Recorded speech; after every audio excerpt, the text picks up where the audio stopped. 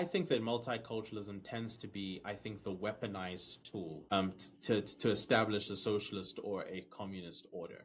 First, for multiculturalism to exist, things have to be diluted. Things first have to be neutralized. People have to become androgenized in order for a communist utopia to take place. And I think multiculturalism is a means to that end. Again, like I don't think like multiculturalism tends to wear, or at least it purports to wear, a happy face that's all about unity and getting along.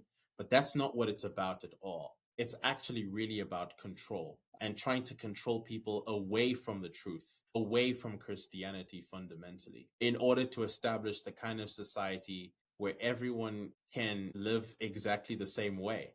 Now that sounds like in many people's worlds like justice, like living the same way, isn't that a bad thing? Like, well, no, actually, it demonizes disparity, it demonizes distinction, it demonizes the ability to grow. It demonizes things like competition, and it demonizes the kind of things that make civilizations healthy. And so I think socialism in that sense is very much the goal in all of this, all leading to communism, where you basically have, in fact, communism, I'd even say globalism as some extension of that as well.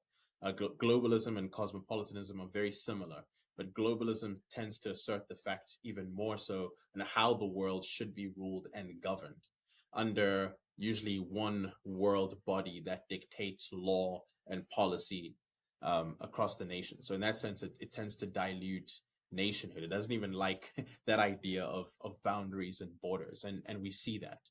Um, and so I think that's what multiculturalism actually does. And there's a sense in which a communist order is a multiculturalist order in that sense. And what ends up happening is people begin to be ruled by the edicts of a godless ruling class, rather than a Christian one. And that's really the point.